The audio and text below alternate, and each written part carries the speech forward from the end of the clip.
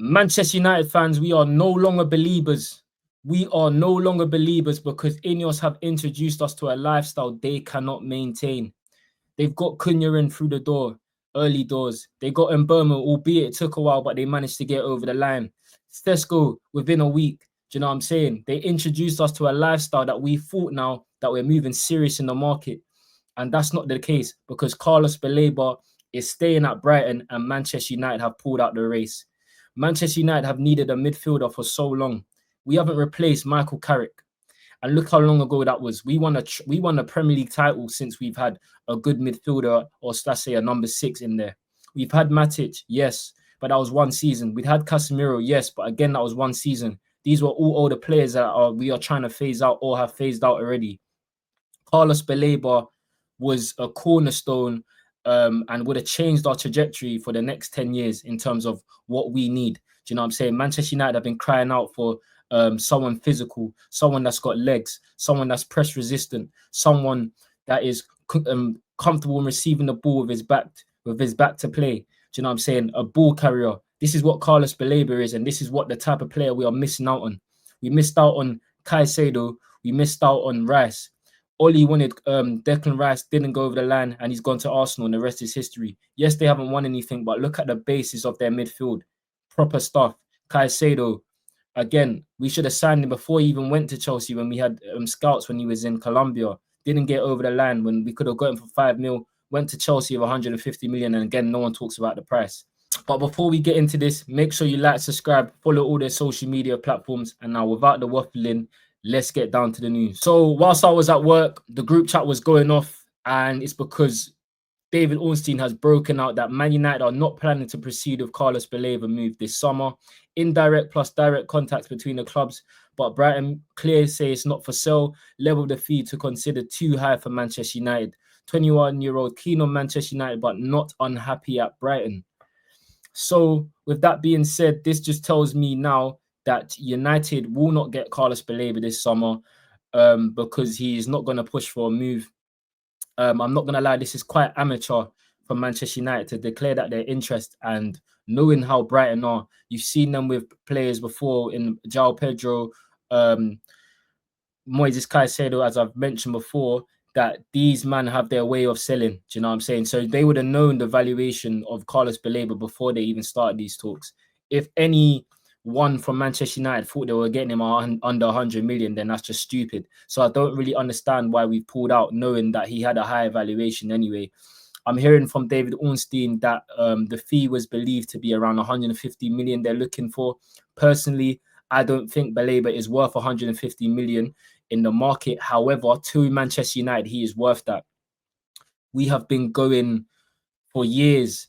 Do you know what I'm saying? We've been bullied, especially in the bigger games, even against the smaller teams. All of the smaller teams, we look at like the likes of João Neves, we look at the likes of Andre, we look at the likes of Christie and Cook, we look at the likes of Morgan Gibbs-White, Elliot Anderson. I've just mentioned some of the smaller teams. Then when you go to the bigger teams, you got the Rodris, you got the Randers. When you look at Arsenal, you got the Declan Rices, you got the Zubimendi. You look at Chelsea, you got the Lavia, you got the Enzos, you got the Caicedos.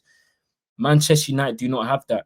We don't have a cornerstone. We don't have a mainstay in our midfield, and this is why we will struggle this season if we don't sign another midfielder.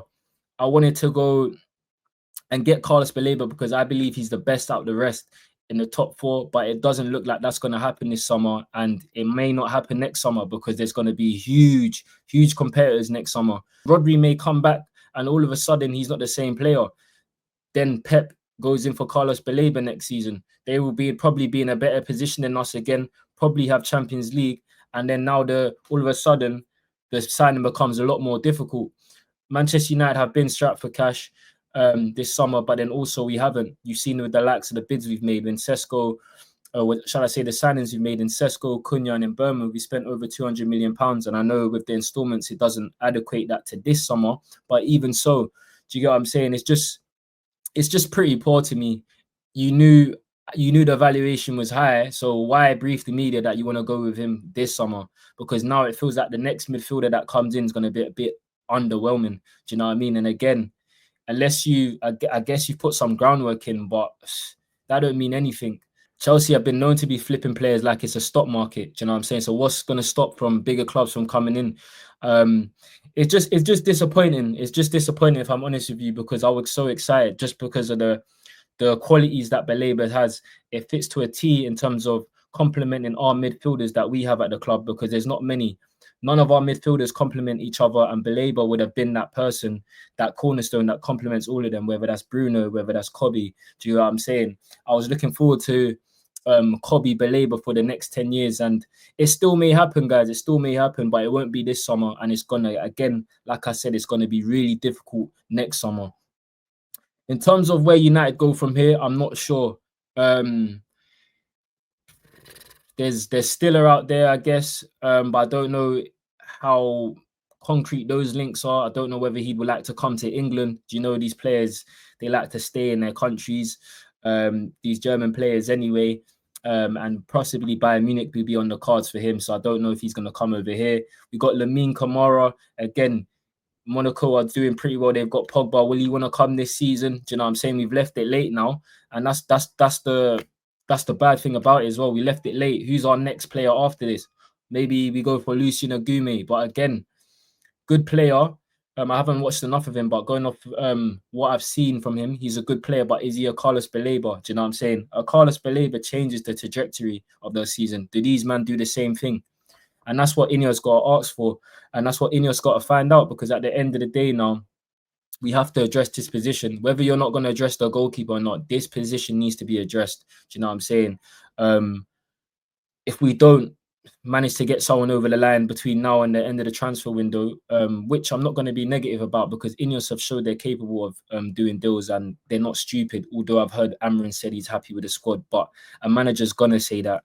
But we have to really sort this out, man, because it's going to be a huge blow and a huge wake-up call again if we don't sort this position. I don't understand how we can neglect this. So I am banking on us signing a player. I just don't think any of our midfield options or partnerships are good enough. So yeah, man, it's pretty hard to take. Do you know what I mean? If I'm honest with you, it is pretty hard to take. We're just gonna have to be positive and manifest another link. Are we gonna go for Adam Wharton now? Do you know what I mean? Or again, is that too expensive and we have to go there next summer? And that's the annoying thing for me. Do you know what I mean?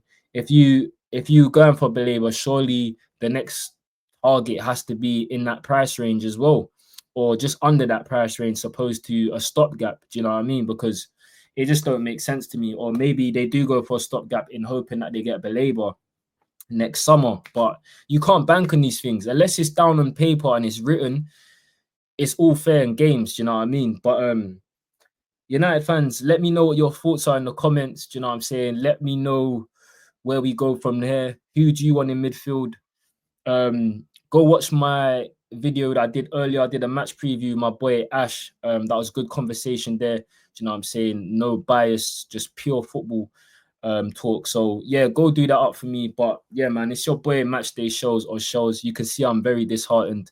So hopefully Man United do a thing for us and beat Arsenal on Sunday, and then we're back to positivity in it. But I'm gonna try not to be too down, I guess. But yeah, man, make sure you smash the likes, make sure you subscribe here if you're new, and I'll see you guys in the next video. Peace.